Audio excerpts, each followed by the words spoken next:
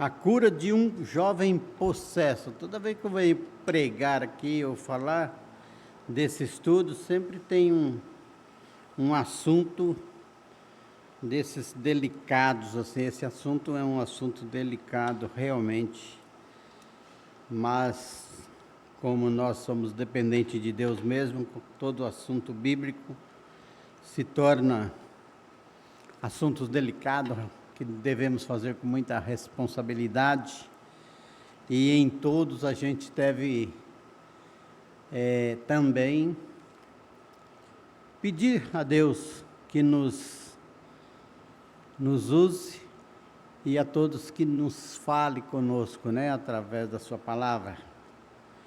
Eu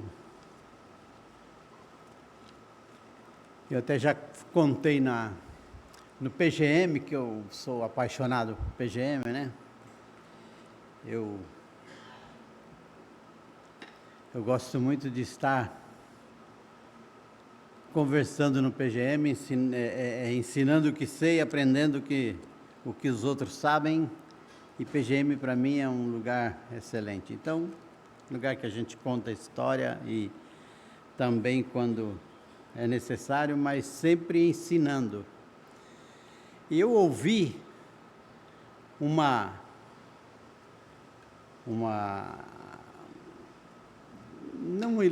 vou contar como ilustração, mas realmente o pastor que pregou, que falou isso, ele estava usando e disse que é a verdade dele, que aconteceu com ele. Eu gosto muito do pastor, de alguns pastores, não todos, de alguns bem poucos mesmo, que eu gosto de ouvir. E um deles é o pastor Jeremias. Jeremias, não o Jeremias aqui de Prudente, da Casa de Oração, mas o pastor Jeremias da 8ª Igreja Presbiteriana de Belo Horizonte. Eu acabo aprendendo, tem um jeito legal de ensinar, e eu acabo aprendendo muitas coisas, aproveitando muitas coisas dele. E ele contou, falando assim, olha, normalmente quando as pessoas vão se pregar, você olha, quem é que vai pregar? Ah, é o pastor Ciro. Cara, pastor Ciro já começa a tirar atenção, né? Porque gostaria que fosse o David, ou gostaria que fosse o Tiago, ou gostaria que fosse um outro irmão, o Caio, né? Que a turma gosta tanto. E ele estava falando nesse cuidado da gente tomar esse cuidado no ouvir a palavra, no entender a palavra, no falar a Deus o seu propósito, por que você veio aqui. Então ele disse o seguinte, ele falou assim, eu fui numa igreja, chegaram na casa dele 4 amigos, e queria ir ao culto. Ele falou assim, olha, hoje na nossa igreja não dá mais, tem uma igreja que eu estou devendo visita, e para o pastor, conheço muito o pastor, e eu gostaria de ir lá, vou aproveitar, então vamos lá, vocês vão ser abençoados lá. E ele foi na igreja, só que a igreja é uma igreja pentecostal, bem pentecostal mesmo. E ele falou assim, imagina um presbiteriano numa igreja pentecostal com algumas coisas que eu detesto ouvir. Então ele chegou, não tinha lugar para sentar junto, um sentou lá, outro aqui, então, cada um esparramado, né? E aí começou o culto, aquela música, atrás de música, e no meio da música o irmão falava assim para o outro, olha para o teu irmão, fala que o teu irmão é lindo. Daí cantava a música, olha para o teu irmão, fala que o teu irmão é lindo. Você deixa como teu irmão é lindo. Aquilo ele arrepiava, ele falou, oh, meu Deus do céu. E ficou, até que cantaram bastante, depois pararam, veio o pastor veio, ainda que dirigia, veio tirar a hora de oferta. Chega, já são bonitos demais vocês aí, para. Daí o pastor falou assim, você é ladrão. Ele falou, eu não sou. Você é ladrão, você está roubando a Deus. Você é ladrão. E começou, você é ladrão, porque o ladrão rouba a Deus. E começou. E ele, hoje você está aqui, e você vai ter que fazer um pacto com Deus, e você vai dar tudo. E ele disse que pensava comigo, eu não vou dar tudo, não vou. Eu rachava o bico com ele. Aí acabou a oferta, daí veio o pastor para pregar. Ele disse que o pastor, o que ele fala, que o pastor abre em João 3, João 3,16 é eu que vou abrir de noite. Em Salmo 23, Salmo 23, 1 ele fala assim, meus irmãos, prestem atenção, o Senhor é o meu pastor, e nada me faltará. Vocês já entenderam bem isso aqui? Preste atenção, o Senhor é o meu pastor, e nada me faltará.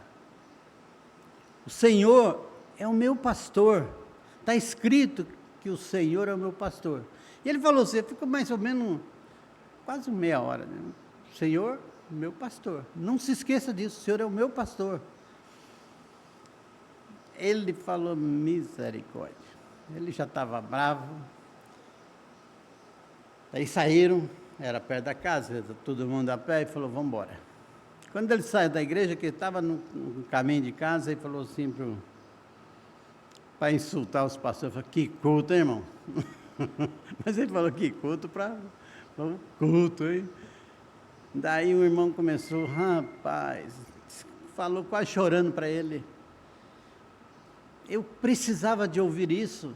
Eu estava tão caído, tão desanimado, que eu precisava que alguém falasse, você é lindo, que tratamento daquela igreja, você é lindo, você é maravilhoso, irmão, como eu precisava ouvir aquilo.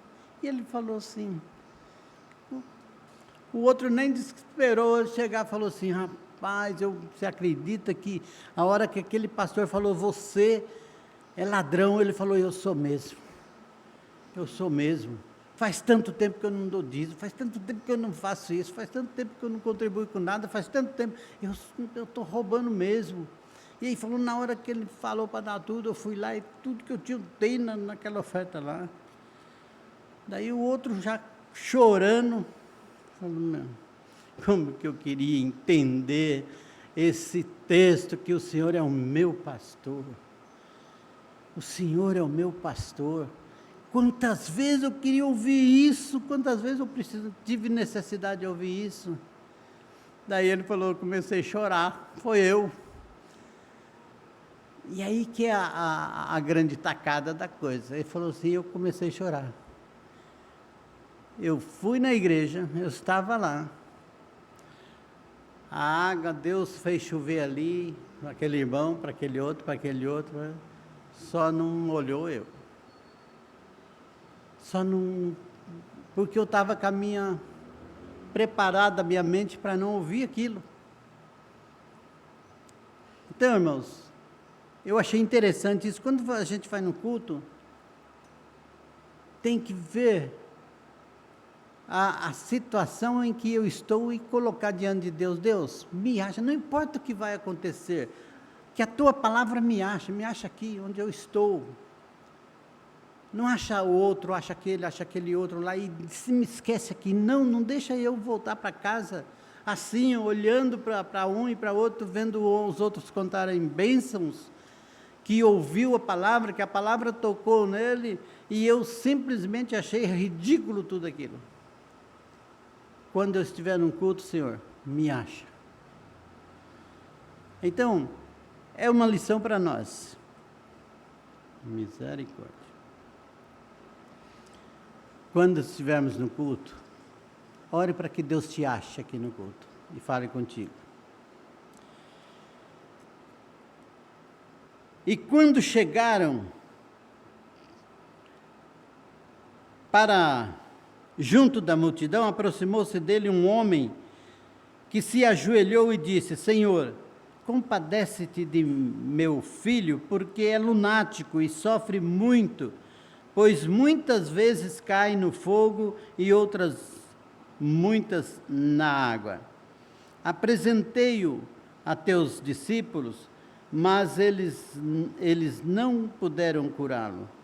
Jesus exclamou: ó geração incrédula e perversa, até quando estarei convosco? Até quando vos sofrerei? Trazei-me aqui o menino. E Jesus repreendeu o demônio, e esse saiu do menino, e desde aquela hora ficou o menino curado. Então os discípulos, aproximando de Jesus, perguntaram em particular: por que motivo não puderam nós expulsá-los? E ele lhe respondeu: por causa da pequenez da vossa fé. Pois em verdade vos digo que se tiverdes fé como um grão de mostarda, direi a este monte: passa daqui para acolá, e ele passará. Nada vos será impossível. Mas essa casta não se expele, senão por meio de oração e jejum. Queira Deus abençoar a leitura da sua palavra em nossos corações. Vamos orar. Senhor, nosso Deus e Pai, obrigado, Senhor Deus, pelo dia de vida que o Senhor nos deu, obrigado por esta oportunidade de estarmos aqui. E agora, Senhor Deus, ajuda-nos a compreender, a tirar as lições que o Senhor tem para o nosso coração nesta manhã. Acha-nos e fala conosco. Edifica-nos com a tua palavra. Ajuda-nos, Senhor Deus, a compreender pela ação do teu Espírito Santo. Nos abençoe em nome de Cristo Jesus. Amém. Eu quero voltar um pouco no estudo maravilhoso mesmo, vocês vão concordar comigo, que o nosso irmão Luan nos trouxe em Mateus 17. Esse texto também ajudou Luan, né? Porque eu gosto tanto desse texto, sobre a transfiguração, mas o Luan foi feliz e falou bastante coisa que nos abençoou grandemente. Mas eu quero voltar no versículo 9, que diz assim: descendo eles do monte. Descendo ele do monte. Esse é o versículo 9, que diz que descendo ele do monte, interrogaram a Jesus sobre os escribas, e disseram sobre a vinda de Elias. E no versículo 12 ainda, que faz parte do outro estudo: eu, porém, vos declaro que Elias já veio e não o reconheceram, antes fizeram com que ele tudo quanto quiser, fizeram com ele tudo quanto quiseram. E assim também o Filho do Homem há de padecer nas mãos deles. Então, questionamento sobre Elias, porque os fariseus, escribas, aqueles homens que nunca querem resolver nada e sim criar confusão, queriam, né? Ainda querem. Queria saber sobre Elias, e Jesus então disse: Elias já veio, e vocês fizeram tudo o que vocês quiseram com ele, e dessa forma, da mesma forma, vocês farão com o Filho do Homem. Também vão padecer na mão daqueles homens maus. Mas o que tem isso com o estudo de hoje? Pedro, Tiago e João, 3 dos discípulos, estavam com Jesus orando e participando de visões celestiais, que aconteceu lá no Monte da Transfiguração. Quando Jesus transfigurou-se, diz que aquele momento foi um momento celestial. E outros discípulos ficaram atendendo o povo. A partir do versículo 14, quando eles descendo eles do monte, daí se ajuntaram, estavam todos juntos, diz o texto aqui. Descendo eles, estavam todos juntos, e aí então começa no versículo 14 a 16, o clamor de um pai desesperado. Chega o pai quando Jesus está presente ali com seus discípulos. E o pai traz o seu filho, horrenda influência exercida pelo demônio, um demônio que estava oprimindo aquele menino, na verdade, possuindo e fazendo coisas terríveis. Um espírito maligno, espírito tentando destruir o corpo e a alma daquele jovem, um jovem. Muitas vezes o lançava no fogo, muitas vezes lançava na água, diz o pai. Uma aflição terrível é ver alguém querido totalmente debaixo da influência do diabo. Eu não sei se vocês já tiveram experiência dessa. Batista é mais complicado até falar desse assunto, porque os batistas têm as suas explicações. As igrejas pentecostais, essas igrejas que de expulsar demônio, parece que chama, né? Toda vez tem demônio para expulsar. Graças a Deus, não, até porque nós temos sempre poucas pessoas nos visitando, e aí não quero falar que isso é vantajoso, porque na verdade é um defeito nosso, mas a verdade é que a gente, como nós acreditamos que somos luz, e onde está a luz, as trevas vão-se embora. Nós não temos a prática de ficar expulsando. Todo o culto aqui tem um demônio para expulsar, né? Se bem que cada vez que a gente ora aqui, nós estamos expulsando todos os malignos que nos atrapalham. Isso aí existe mesmo. Mas milhares de jovens que parecem ter se entregado às sugestões do maligno, às sugestões de Satanás. Então, que existem aqueles jovens, e a palavra de Deus está aqui para nós nos orientarmos e entender que o diabo realmente trabalha, e o diabo pode atrapalhar a vida, especialmente dos jovens, de qualquer um, mas em especial dos jovens, que é o caso aqui. Desfazem-se todo o temor de Deus, perdem todo o temor e respeito pelos mandamentos de Deus, serve a diversas concupiscências e prazeres mundanos, atiram-se loucamente a todos os excessos e devassidão, despreza a eternidade, se contentam em ser escravo, sem nunca admitir isso. Então, qual que é o trabalhar do inimigo? Porque quando tem uma pessoa, diz que a coisa mais, isso para quem estuda aí batalha espiritual, o mínimo que existe é aquelas pessoas se transformadas, urrando. Aquilo é o mínimo. O pior de tudo é o que o inimigo faz próximo de você, tentando tirar você do foco, tirar você de Deus, de olhar para Deus. E aí é que nós precisamos tomar cuidado nessa questão. Por quê? O inimigo é astuto, a palavra de Deus diz isso. Então ele vem trazendo coisas aonde ele possa entrar. Então ele vem trazendo essa separação, ofuscando a nossa visão em Deus.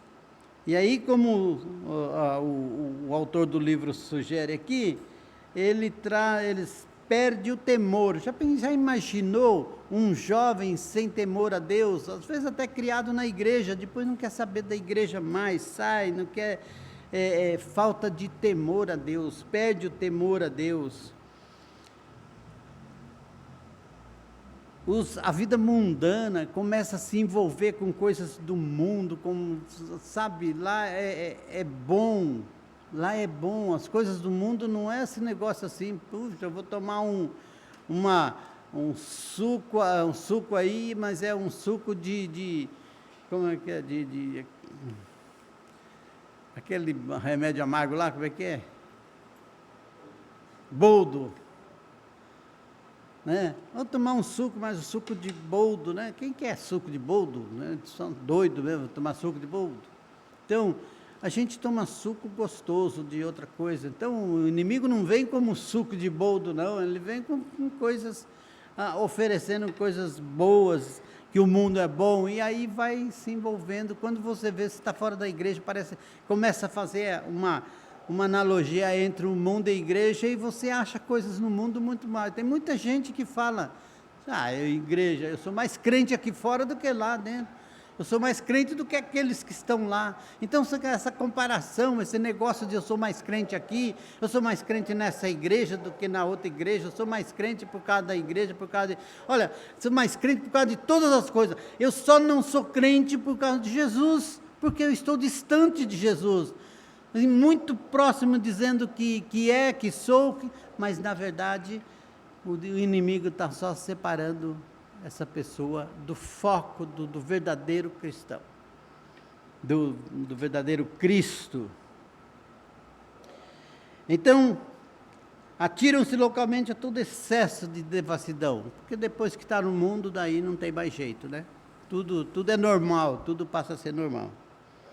Despreza a eternidade, porque eternidade, o que é? Está tão gostoso aqui, por que eu vou pensar numa eternidade? Para começar, não tenho noção do que é eternidade. Tem noção do que é? Esse dia eu estava ouvindo, alguém falou assim, discipulando, falou assim, um milésimo de tempo no céu equivale a toda a sua vida gloriosa que você passou aqui na terra. 1 milésimo. O resto tudo é lucro. Então, a tua vida toda que você passou bem, que você comeu, bebeu do que quis, que você usou, fez o que quer, porque você tinha condição financeira e tudo nessa vida, não dá 1 milésimo do que você vai receber no céu. Então, não tem comparação. Mas agora, para quem não compreende nada do céu, para quem não tem temor a Deus, para quem não olha para o alto, eu estou tão bem aqui, que aqui se ficasse só desse jeito aqui, ó, estava bom, não precisava céu. Então, nós não podemos ser atraídos pelo mundo a ponto de olhar do lado e falar assim, alguém está causando isso, e esse alguém a gente sabe quem é, que é o inimigo.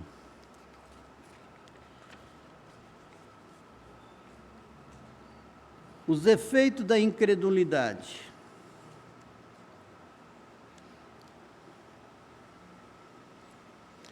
A incredulidade é que faz abrir as portas.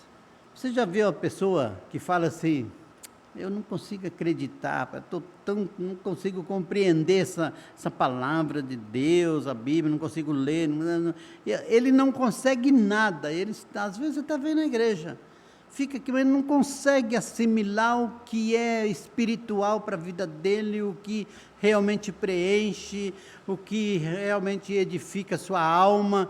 O negócio dele é, estou aqui ainda tentando buscar alguma coisa que eu não sei, parece estar escondido lá em cima, que eu ainda não consegui achar, e ele acaba deixando que o inimigo traz para a sua vida uma incredulidade nas coisas. Então, fica vegetando aqui no meio como crente em Cristo Jesus. Mas a palavra de Deus, em Efésios capítulo 4, versículo 27, diz: não deis lugar ao diabo. É uma ordem de Deus para aquele que crê: não deis lugar ao diabo. Então, não deis lugar ao diabo é tratar de todas as situações possíveis que o diabo possa te ferir, que o diabo possa te ofender. Então, não dar lugar ao diabo é fechar a porta para o pecado. Fechar a porta para o pecado. Dar lugar ao diabo é abrir a porta para o pecado. 1 Pedro 5,8 diz que o diabo, nosso adversário, anda em derredor, bramando como leão, buscando a quem possa tragar. Ele vive ao derredor, anda em derredor, brama como leão, ele está furioso. Está furioso para quê? Para buscar alimento? Para te tragar, buscando a quem possa tragar. Agora, se desesperado para entrar, você abre uma janelinha, uma portinha, o que ele faz? Entra. E depois que entrar, para sair é um problema. Então, quando se vai deitar, quando nós vamos deitar, quem gosta aqui tem algumas pessoas que moram em casarão, em condomínio, edifício, talvez não é o caso. Mas quem mora em casas, e quem vai se deitar, ou vai sair de casa, vou viajar, o que nós fazemos? Primeira coisa é fechar toda a janela, toda a porta, né? Para a gente ir para a cama sossegado, ou viajar sossegado, dar um passeio e voltar e achar fechado. Todos nós queremos isso, nós queremos, a segurança nossa é fechar toda a janela, tudo isso. Então, quando você vai se deitar ou sair de casa, fecham-se toda a janela, para que o ladrão não ache ocasião, porque diz que a ocasião faz um ladrão, né? Está passando, está tudo aberto aí, você deixou toda a porta da sua casa aberta, o portão aberto, isso aqui você acha que vai acontecer. Se o cara é ladrão, já está passando ali, já anda em derredor buscando a quem possa tragar, está passando ali, uma porta escancarada ali, ele vai entrar e aproveitar e pegar o que ele puder. Ou, no caso, estragar o que ele puder. Então, se nós não deixamos a casa, se nós temos essa preocupação, então não deixe brecha para o diabo, feche todas as portas e janelas espirituais. Então, se eu preocupo com a janela da minha casa, ontem eu fiquei aqui com a Lourdes, a Cláudia e mais algumas pessoas, e por último, né, no jantar dessas mulheres, foi até 2 horas da manhã, brincadeira. Daí nós ficamos aqui e a preocupação, fechou aqui, fechou, fechar tudo. Podia deixar aberto, né? Mas ninguém deixa. Por que a nossa vida espiritual a gente não cuida da mesma maneira, com o mesmo entusiasmo, com o mesmo cuidado? Por que nós não fechamos a porta? Por que nós ainda deixamos escancarados? Por que a turma fala assim, tem algumas coisas que nós devemos fazer e nós desprezamos? Por quê? Ou você acha que você não faz? Mesmo crente em Jesus Cristo, pessoas maravilhosas, deixa de receber, deixa de receber a bênção, porque o inimigo tirou a oportunidade. Na ilustração no conto do pastor Jeremias lá, ele chegou, ao invés de falar, Deus, eu sei que eu estou num lugar aqui que não é o meu, né? Eu posso pensar diferente sobre igreja, mas eu estou aqui, estou com os amigos aqui, mas fala comigo, me acha aí no meio, me abençoa. Não, ele ficou isso aqui não vai dar, esse negócio de lindo não é minha praia, você é lindo, não gosto disso, e vai criando uma rejeição, e depois, no final das contas, todo mundo falou, puxa, fui abençoado grandemente, ele falou, eu não, porque deixei uma porta aberta lá, e o inimigo acabou me atrapalhando tudo. Então, irmãos, nos detalhes, você vem na igreja, na hora de você entrar na porta, já fecha a porta. A porta para você não chegar aqui e deixar a porta aberta para o inimigo te atrapalhar a sua vida. Você não canta, eu não gosto desse hino, esse hino não fala coisa.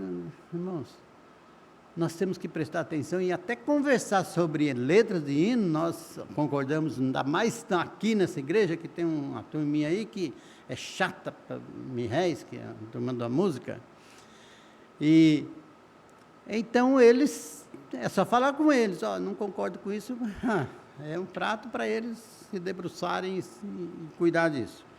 Então, mas você não pode vir na igreja e chegar aqui falando, não vou cantar, não vou fazer isso, não vou fazer aquilo, e acaba, não, participa do culto, da comunhão, porque culto é isso, é alegria, comunhão, você está na sua casa, num dia lá de ajuntamento, vai ter alguns lá que não vai estar bem, você pode rejeitá-lo, mas você vai tratar como um todo, a comunhão vai ser gostosa. Então é isso que tem que ser. Aqui, igreja, nós temos um Deus que está presente, e esse Deus é o que nós viemos aqui para cultuá-lo. Então, de maneira que as pessoas estão cultuando diferente da gente, a gente tem que ir devagar. Até tem umas questões que a gente tem que trabalhar muito, que é a questão do discipulado. Posso ir até 2. Que discipulado, você tem que fazer isso. Você vê que uma pessoa está meio vacilando, se junta com ela, fala, vem aqui, vamos andar junto, vamos conversar. Pouco tempo que você estiver andando junto com essa pessoa, ela vai estar entendendo os propósitos, porque você é crente, porque você pensa diferente, porque você está interessado em ajudá-la, e é assim que acontece. Nós não podemos viver uma vida desesperadamente fechada dentro de nós mesmos, achando que nós estamos certos, só nós somos certos, e nós não conseguimos ensinar ninguém. Jesus não disse isso. Lá em Mateus 28, do 18 a 20, quando ele fala aí, fazei discípulo, ensinai todas as coisas que eu vos tenho mandado, é ordem de Cristo. Ensina a outros todas as coisas que eu vos tenho mandado, e lembre-se que eu estou convosco todos os dias. Bom, vamos correr aqui, porque antes que eu seja destituído do meu cargo. Quando se vai deitar, não deixe a brecha, pois o diabo fecha todas as portas e janelas espirituais, porque o diabo vive em derredor, bramando como um leão, buscando a quem possa tragar. Veja os males que o mal, o pecado, o inimigo faz quando acha brecha, quando consegue entrar. Então, preste atenção, vê se gostaria disso. Traz prostituição para a sua vida. Traz prostituição para a sua vida.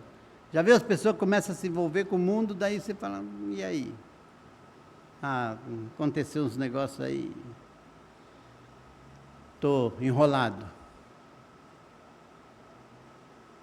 Há pouco tempo descobriram um pastor aí que tem mais uma família dentro da igreja, falando, misericórdia, um pastor vivendo no púlpito com a família. Então, são coisas terríveis. A porta, não é qualquer um que, qualquer irmãozinho, não, que deixa a porta aberta. Pastor, qualquer um de nós, somos todos iguais. Todos nós precisamos tomar muito cuidado. Traz dúvidas, incredulidade e tenta até a morte. No versículo 15, diz o pai do menino, dizia assim, Senhor, compadece de ti meu filho, porque é lunático, sofre muito e por muitas vezes cai no fogo e outras vezes na água, querendo matar aquele menino. O diabo queria matar aquele menino. Como devemos proceder? Sem fé é impossível agradar a Deus. Precisamos crer. Hebreus 11:6. Crer. Sem fé é impossível agradar a Deus, porque é necessário, é necessário que aquele que se aproxima de Deus creia que Deus existe, que é galardoador daqueles que o buscam. Quer dizer, Deus está presente, Deus está disposto a te ajudar. Então você creia nisso, porque é necessário que você creia para que você possa contar, entregar-se a Ele. É necessário crer.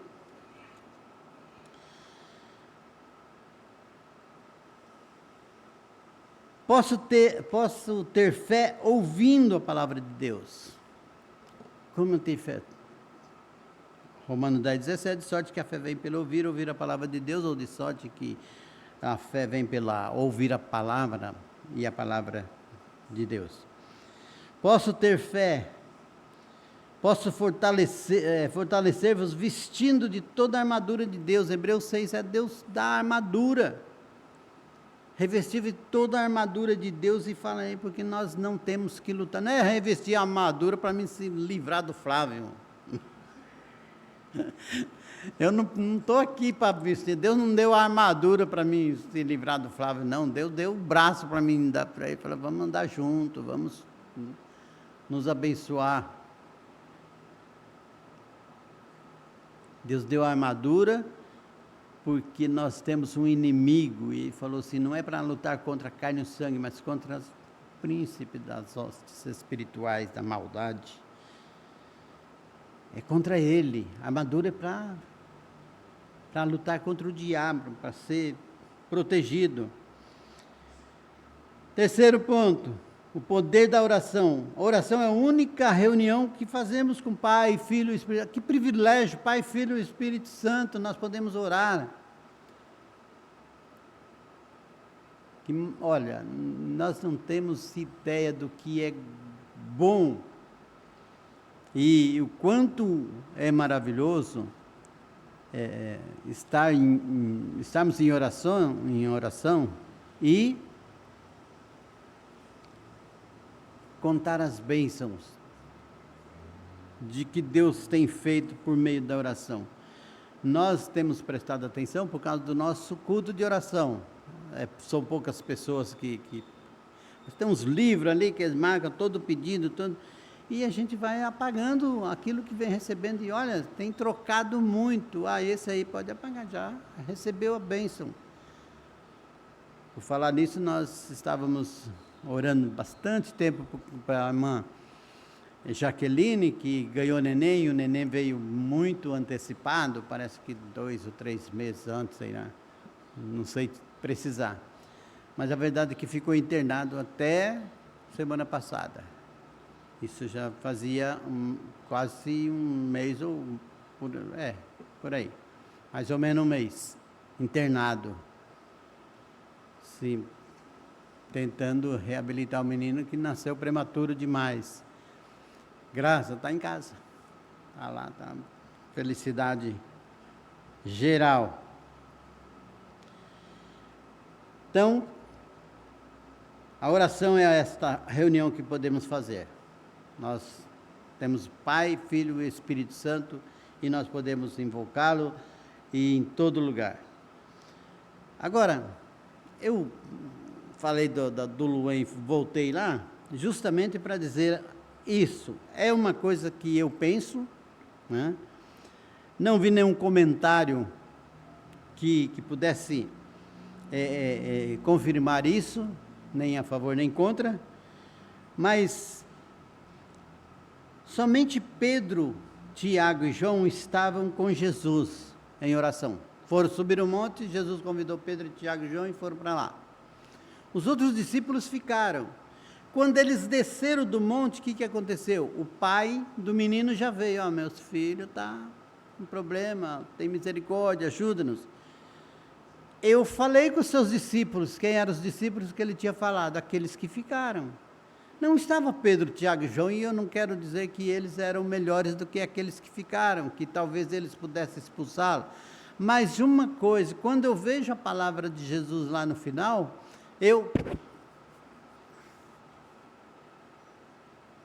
daí eu posso pensar isso. Se eles estavam lá, aqueles outros ficaram atendendo, eles não puderam expulsar. Quando desceram do monte, receberam o pai do menino, no versículo 16, dizendo: apresentei-o a teus discípulos, mas eles não puderam curá-lo. Não puderam curá-lo. O poder de uma oração, o poder de uma fé suficiente está em se aplicar em oração e jejum.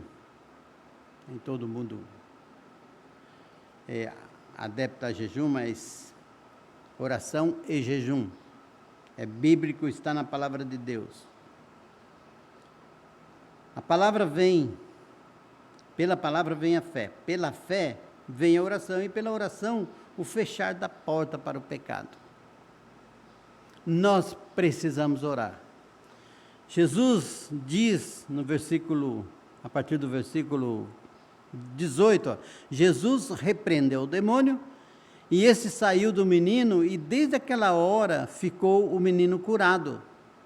Então os discípulos, aproximando-se de Jesus, perguntaram em particular: por que motivo não podemos expulsá-lo?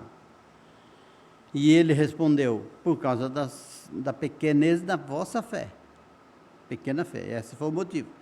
Pois em verdade vos digo que se tiverdes fé como um grão de mostarda, direis a este monte: passa daqui para acolá, e ele passará. Nada será impossível. Então, há uma possibilidade de você operar pela sua fé o que você realmente crer. Mas esta casta não se expele senão por oração e jejum. Então era necessário que eles estivessem orando e jejuando. Quem estava orando e jejuando? Jesus, Pedro, Tiago e João, que estavam no monte. Quero eu acreditar que aqueles discípulos não tinham orado naquele dia a ponto de ter essa vida de oração, ainda que fosse discípulo de Jesus que andasse com ele. Não puderam expulsar. Jesus expulsou e disse: oração e jejum. Se foi isso, se não foi isso, o importante é ir para nós. Quando estou preparado para enfrentar as dificuldades espirituais desse mundo? Uma vida de oração e jejum. Que isso fique na sua mente, no seu coração, que nós precisamos orar muito mais do que temos orado. Precisamos orar. Eu sei que essa igreja preza, até veio uma menina aí, há pouco tempo atrás, do SESI, visitar essa igreja, falou: essa igreja ora tanto, né? Então, nós oramos, mas ainda oramos pouco. Ainda oramos pouco. Precisamos orar muito mais. Para que com um propósito, com decisão e fechando as portas, fazendo a nossa parte. E uma das fechar a porta é oração. Oração e jejum. Que Deus abençoe e até a noite com João 3,16. A palavra está com o pastor Tiago.